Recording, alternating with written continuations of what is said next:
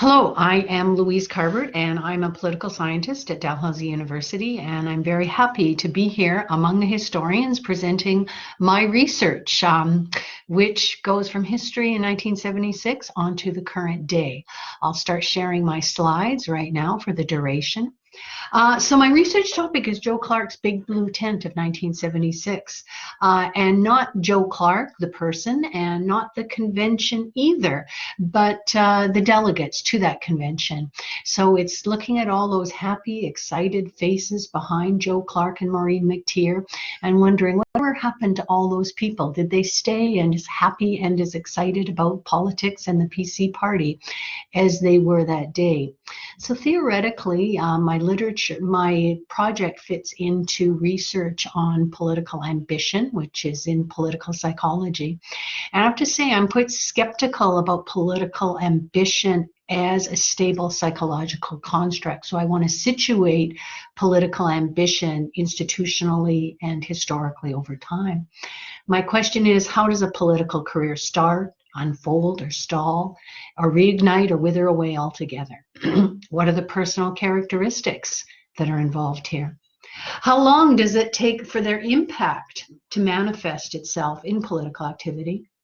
And research on candidate emergence has progressively shifted its focus earlier and earlier in the process to study teenagers and young adults. And we know how unstable the lives are of young adults. So it's not surprising that it typically takes longer than a decade to incubate political ambition from the time someone suggests you should run until you actually do. Now, it's not feasible to carry out a study starting with today's youth to see where they are 20, 30 years from now. I certainly won't be around then to be studying what happens over the long term. So I overcome these methodological constraints by using an initial starting point from 45 years ago. And so I think the 1976 PC Leadership Convention presents an ideal vehicle to address these questions about political career trajectories. The age distribution at the convention was quite broad, with a substantial number of youth, and it was identified as a dynamic youth event at the time, which is hard to see now in retrospect, but believe me, it was. 1/4 of the delegates were women, and the time elapsed since then is long enough to follow people over their entire political careers. So I have secured access to the original list of delegates from Library and Archives Canada and identifying those delegates where they are currently. And I have been assembling that information into a data set on political engagement of 2,409 delegates. Now, as a political scientist, we're always looking for practical applications and relevance of what we're doing. So I'm situating the practical application of this research into the whole number of ongoing initiatives to promote political engagement among youth.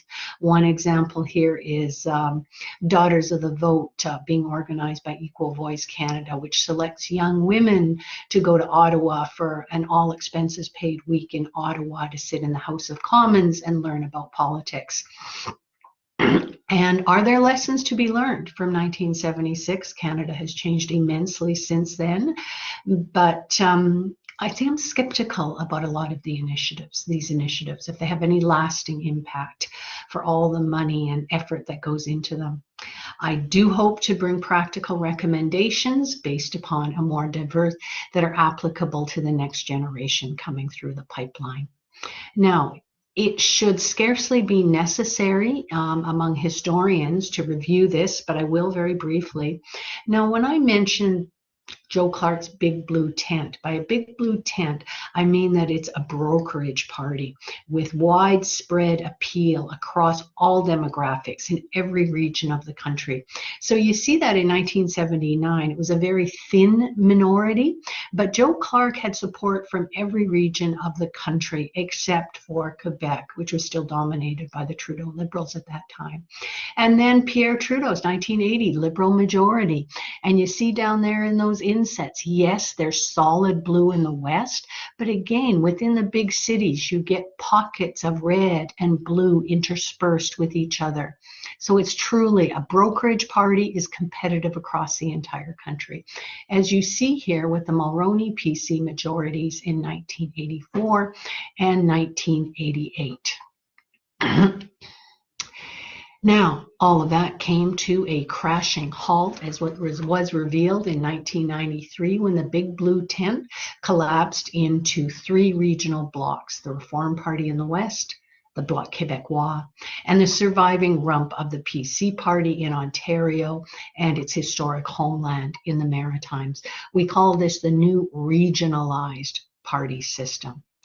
And in 2003, Peter MacKay, leader of the old PC Party, and Stephen Harper, leader of the Canadian Alliance, put the Big Blue Tent back together again with a new Conservative Party of Canada. So there's been tremendous upheaval and reorganization on the right side of the political spectrum that makes this question of youth engagement particularly interesting.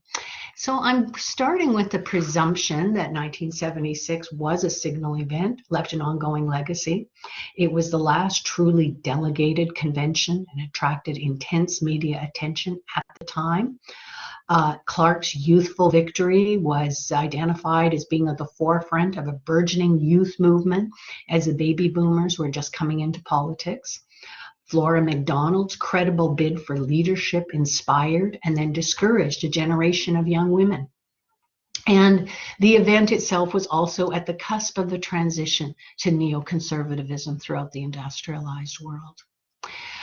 So the question arises, does anyone living still care about what happened in 1976 at the convention? Well, apparently people still do. People like Dave Hancock, prominent Alberta politician, this last February, just 3 months ago, tweeted out, "Tonight we remember the selection of Joe Clark as leader of the PC Party.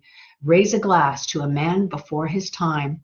And he has a reply there from Alex Hahn. "I was there, and you are so right. Truly a man ahead of his time." So you wonder, okay, Alex Hahn, I've heard of David Hancock, but who's Alex Hahn? Well, it turns out that Alex Hahn was there, and he currently continues to be a prominent feature in Southern Alberta public affairs. He contested the 2016 Conservative nomination for Lethbridge, defeated. He was a former mayor of a nearby town. Yeah, he served as a longtime mayor and municipal councillor. And held a 2-term appointment to the Lethbridge Regional Police Commission, appointed to the University of Lethbridge Senate, and honored by the Alberta Lieutenant Government in 2018. So those are the kind of details that I'm following and tracking for each individual delegate. So, and since I mentioned that Flora's leadership was such a prominent component of the event, I want to take you through a couple of women and the impact that her campaign had going forward. March, in fact, it was considered a serious campaign because she was considered to be the Canadian version of Margaret Thatcher, who had just won the leadership of the British Conservatives. Now, McDonald did not present herself as a feminist candidate, but she benefited from a wave of feminist enthusiasm at the height of the second wave. Joe Clark's campaign carried a feminist tone. His wife, Maureen McTeer, was widely criticized and noted for being McTeer rather than Mrs. Clark. A women's expanding role was a major theme at the convention at the time, noted as such. So here's the kind of positive impact that Flora's leadership had. Political journalist for the Globe and Mail, Jane Tabor, volunteered for Flora. She said it was a formative event. "I became a PC youth, waving Flora signs from event to event. It gave me tremendous access to a formidable politician and a history. Her campaign sent me on a decades-long career of covering the smart and spirited women in Canadian politics." And here she is speaking at an Equal Voice event that I arranged in Halifax. And here's another politician who was inspired by Flora McDonald. She was too young to actually be there, but Lisa MacLeod, cabinet minister in the current Ontario government, recalls that Flora's campaign was a stuff of legend by the time I was president of the Nova Scotia PC Youth. So were the words, "I am not a candidate because I am a woman, but my candidacy helps our party." She transformed. Okay, we all owe Flora a debt of gratitude. So those are positive stories. But it's just as credible that there was disillusionment as a result of Flora's surprise defeat. And we see this here in former Nova Scotia NDP Minister Maureen McDonald. Had been an active Tory at St. FX, but when she was at Carleton, she volunteered on Flora's campaign, but returned disillusioned. And after a period of 20 years, she became active in the NDP and was elected in Nova Scotia. So these are the kind of stories I'm interested in following here. So here we have Joyce Mcdougall. 1979, she ran as a candidate in Cape Breton. She had Flora McDonald come out and campaign with her. And so Joyce Mcdougall, the young woman here, she was defeated in 1979. Was that the end of her career? Did she continue to be active in the party? Those are the questions I'm pursuing here. Now, at an organizational level, it's quite clear that the party decided to build on the youth momentum from 1976.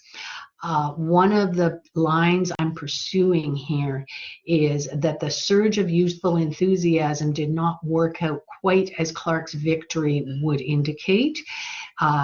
Did young Tories contribute to the rise of neoconservatism? I cannot establish that quantitatively at this point. I am continuing to investigate it. All of this becomes more credible in view of this quote from Ian Brodie, former Conservative Chief of Staff. When he became Chief of Staff, he said, "I struggle to understand how 35-year-old battles over who would be the 12th Vice President of a federal or provincial PC youth wing could still resonate with savvy, serious cabinet ministers in 2005. It is precisely the memory of these battles, the friendships made and unmade, that sustains the will to continue on with political life when the fruits of the effort seem dim." Yeah, so it's worth following people through their entire lives. Okay, so operationally, and the PC party is the appropriate vehicle to study these questions because it takes an organization to carry momentum forward. But the party collapsed in the 1990s, and there was no organization to carry them forward. So where did they go to? The NDP, the Liberals, or did they drop out altogether? And it's a pressing question because the same dynamics may be at work again today in the big blue tent. So operationally, what am I doing here? These markers of a political career are being assembled into a data set. They are all available from public records. Who ran as a candidate? Did they contest provincial, national, or municipal? Who was appointed to an agency, board, or commission, including Crown corporations and such, appointed to the judicial bench, received a commendation from the floor of the legislature, received an honor from the Governor General or the LG, campaign contributions, and who appears as a registered lobbyist. I've got some preliminary results that I feel confident in presenting here. Here is the distribution of who was at the convention, 2,409 delegates. And the largest group here is the constituency delegates. There were 6 delegates elected from every riding across Canada, which makes this such a perfect geographical spread across the entire country, rural, urban, north, south. The entire country is contained within that constituency sample. Defeated candidates, the campus delegates I'm particularly interested in, party executive, members at large. Yes. All right. So one of the first questions, let's return here to the question of whatever happened to Joyce Mcdougall. Okay, was she exceptional? Or was she the norm? Well, maybe she was more exceptional than we thought. We have here that of delegates, there were 618 women at the convention, and of those, 11.2% ever ran as a candidate for elected office. And that's compared to 41% of the men. So for every 4 men running, we had only 1 woman running as a candidate. Yeah. Maybe the low numbers of women in the Conservative Party, maybe there is a historical basis for that. Candidacies by level of government going back to 1919, because there were several senior senators, right, who would have been quite elderly at the convention. 12,093 federal, 1261 provincial candidacies, and 595. Now, these are candidacies, and each person could have multiple candidacies. It's a large number of them. Now, what we're really interested in are people, what happened after the convention here. So we've got, let's put aside those 299 people for the bulk of my analysis. Look at people that ran before and after, 328. And then we have 188 people who ran after the convention. And we want to be following those people and see, okay. And I don't want you to think that I think candidacy is the most important part of political engagement here, especially as I'm following people into old age. Their moment for candidacy has passed, but they can still, what we want to do is look at something that's broader, that's easier to do, and that's to make a contribution to a political party here. So I have compiled 7,060 political contributions made by the delegates. So far, I haven't done the parliamentary and legislative delegates. And that period, 1993 to 2017, actually is an excellent vehicle for studying the period of the demise of the National PC Party, to look to see where did that political support go, as indicated by political contributions. So what we've got here is the number of contributions, not people. We've got people making multiple contributions between 1993 to 2017. The old PC party there, you see that over a period of 12 years, there were 1,295 contributions. To the new Conservative Party, there over a period of 14 years, because remember, those don't overlap. The Conservatives only start in 2004. And PC Canada ends in 2003. Okay, so 2,839 contributions, 639 to the Liberals, and very few to the Reform Alliance, and PC Provincial, 968, and other provincial parties. I think what's notable on here is that actually there was support that carried through from 1976 into the 2000s, with contributions going to Stephen Harper's new party. So where's next? What are the further analysis that I'm going to be doing? I'm continuing to build the rich data set of individual markers spanning half a century. And I am further conducting analysis to identify patterns in the long-term trajectories of political engagement of these people, with attention to the order and timing of events. And I will continue to conduct further interviews with selected delegates. So that's it for my slides, and I do wish that I could be there in person with you to discuss all of this further, and I really enjoying the conference and the other papers in this panel. So it has been a pleasure to present my research to you. Thank you very much. Goodbye.